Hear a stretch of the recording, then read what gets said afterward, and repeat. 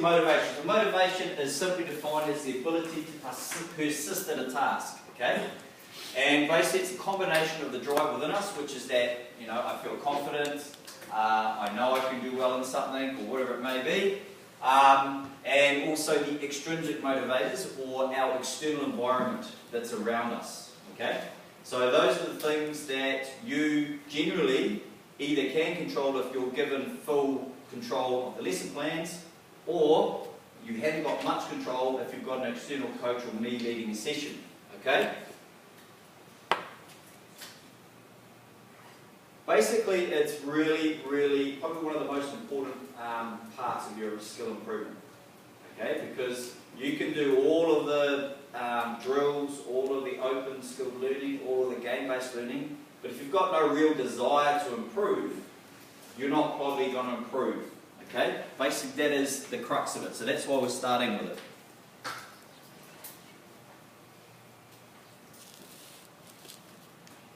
Because basically, somewhere along the line, did anybody get bored doing badminton at any stage in any of the drills that we did? Yep. Anybody? I mean, and that's fine. You can say you did, because I know I did sometimes. But you had to persist through that boredom, and what did that for you was your motivation. Okay? And basically, it's always a fight between staying on task and being off task. Would you agree? Yep. So you're always sort of fluctuating between the two. And it's fine to fall off task, but you need to have strategies to get yourself back on task. And that's what we're going to be trying to investigate today. Okay, so this is what the motivators are. You've got intrinsic.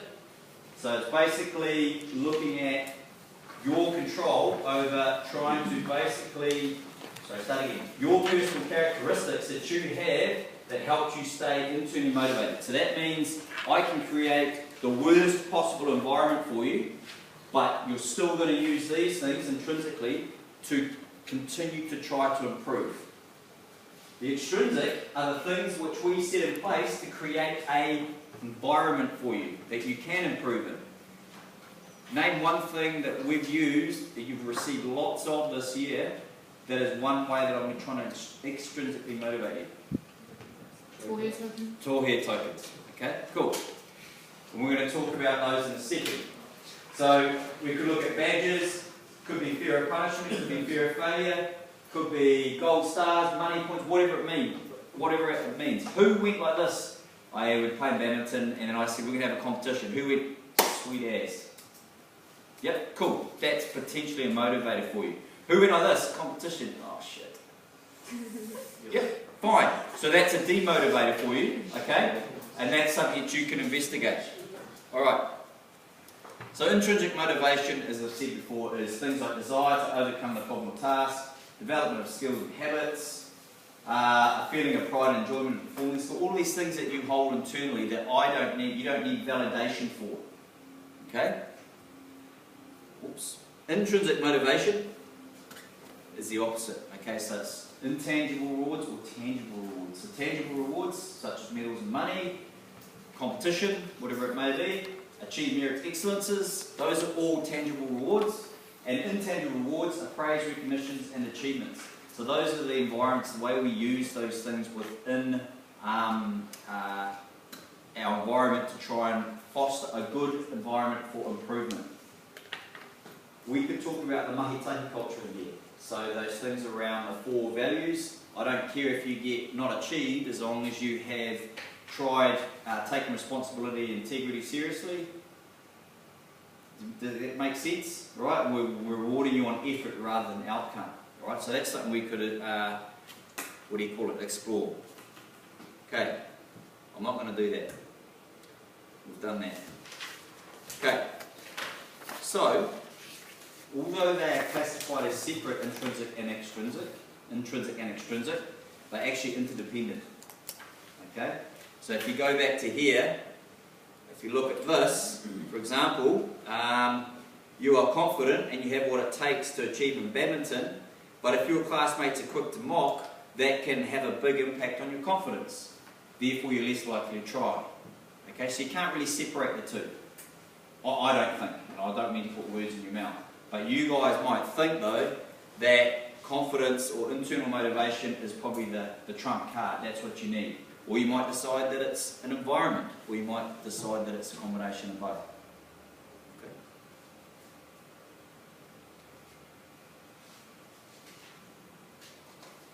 All the research tells us these two things are key, all right, in terms of whether you're going to be motivated or not. So if I presented you with, I don't know, a Rubik's Cube, and I put it in front of you and said you've got an hour to get it back to fully done. You're going to look at it and you're going to ask yourself two questions. You're going to go, well, do I think I'm going to succeed in this? Maybe, maybe not. And then you're going to look around, you're going to go, without even realising, okay, so who can help me with this if I don't, if I get halfway through it and I'm not sure? So what support have I got? Alright? And that goes with any situation that you're in. Classroom, sport, whatever it may be. Your expectation of whether or not you'll succeed is reliant on a number of different things. It's reliant on things such as past experience with it. So if you've done it before, of course you're going to pick it up and give it a go.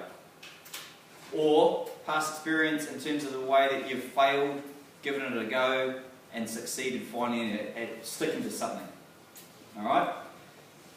And once again, the environment, you can have some impact on it, but generally, sometimes you don't. This is vitally important as well, is how do you think about things? Anybody heard what a growth mindset is? Growth mindset. Have a talk about, think what a growth mindset is. Go. Can I pause it? That's fine, I'll give them about 30 seconds. Because I'm going to ask them. Can I just put it down?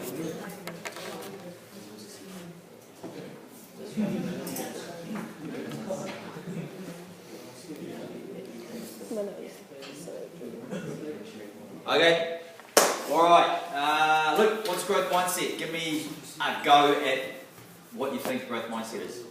Just being willing to try something new to grow. Yep, good. So willing, that's one characteristic of a growth mindset, giving things a go.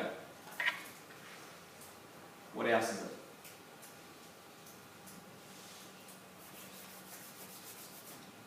It's up on the board there. So it's a belief that you can succeed in anything you do as long as you stick to it. Whereas fixed mindset obviously is you can't increase your skill. Right? So how many times do you see or look at people and you go, wow, they're good at something, they're just a natural. Anybody said that? Or seen that before? Yep. Who thinks that they just walked onto the park or whatever it is, they did football, netball, and just automatically were as good as they were in front of you? Were they like that? No. So there is a certain amount of work that went behind it. It's like that iceberg where you've got all of the iceberg, you see the tip, you see their success, but there's 2/3 more underneath the water of hard work, hours put in, feedback, all that sort of stuff. Right? So it goes away from thinking that someone's natural at something and that if you're not natural at it, you can't get good at it again, good at it I should say. And it flips it on its head and it looks at it from a different point of view, saying that you can get better at anything. Alright? This is the things that the characteristics of a growth mindset. So if you've got a fixed mindset, it's a skill, is something you're born with. Growth mindset, it comes from hard work always, and you can always improve. Fixed mindset is something to avoid. So for example, if you get a challenge, you avoid it because it might then validate that you aren't that good at it. Alright? It could reveal a lack of skill and you could give up easily. On the other side, you should always embrace challenge and it's an opportunity to grow and it makes you more persistent. For effort, it's unnecessary. It's effortless. It's not cool to be seen to give your best. Alright? It's something you do when you're not good enough. So if you're trying and failing, it means you're not good enough. But effort is essential and it's a path to mastering growth mindset. Fixed mindset, you get defensive if you get given feedback, because feedback means someone's telling you doing it wrong. And they can't possibly tell you that because you're a natural. You take it personally. But feedback for a growth mindset, you're always seeking it. You want it. even if it's negative, it's useful to you. Setbacks. As soon as something doesn't go your way, you look around and you start blaming everybody else because you can't possibly at fault because you're the best. Well, you're a natural. Whereas growth mindset, it's a wake-up call, okay? It's not failure, it just means I now know what I need to do so I won't fail next time. So those are the questions that you would change, alright? I'm not going to go into those. But basically, the importance of a growth mindset is, do you have it? Is that the way you think about things? Is that impacted on the way that you've tried to improve in badminton? So maximum motivation is at the intersection, if we sum it up, of these three things. A combination of intrinsic motivators, extrinsic motivators, self-efficacy. Self-efficacy is basically your confidence. Okay, I feel confident that I'm good at this, or no, I feel confident I'm able to succeed at this. Okay? What works for you might have been more of this and less of this, might have been more of this and less of this. It's up to you guys. You guys explain it as you go through. So these are the questions that you need to consider. Do you have a growth mindset or a fixed mindset or a combination of the above? Do you believe that you could improve in badminton? So when I first said badminton, did you go, yep, I'm pretty sure I can improve. I'm going to give it a go. What internal strategies did you have that helped you get motivated? So, for example, in the past, have you been able to set goals? That's a strategy to stay motivated. Have you been able to develop strategies to continually review your progress? That's a strategy. Have you got a growth mindset, etc., etc.? Okay? What other things impacted on your improvement, your motivation? And I'm talking about extrinsic motivators. These are some of the things which I've sort of thought about might have helped you. Mahite culture, Richie's expertise, so he's the external coach. Okay? The Tohia tokens associated with effort and integrity, not just outcome. Supportive classmates, the competition when we introduced it. A good doubles partner. So, who can I this? Okay? I've been given this doubles partner and I know they're not as good as me or it's going to lessen my chance of winning. I'm not the least motivated. Don't say it. Don't say it. Or who was going, okay, I've been given the best player in the class. Shit, now I really stink, so I'm not even try. So it's those sorts of things. How did that impact on you? Fun environment. So there was drill learning versus game-based learning. Did that impact on you? Okay. Training in a group of 4. So how did that motivate you? Did it motivate you positively or negatively? One thing it could be that it was social but more fun, so that motivated you. But on the negative side of it is because you had 4, you couldn't really concentrate on your weaknesses only. You had to kind of spread out the drills so that everybody was catered for. So therefore that could have impacted on your motivation. Being paired with a female or male. Okay, some people in this class might have gone, oh, I'm with a female. Doesn't sound very nice, does it? But that could be something that was truly thought. And you can put that in there. Okay? You can put that in there because it's a bias. And you have, as long as you put it in the right way, there's no way that you can be marked down for it. Okay? So if that's something that's really truly happened for you, write about it. Okay?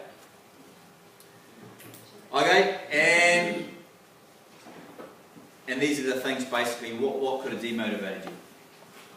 Okay. Any questions? Stop.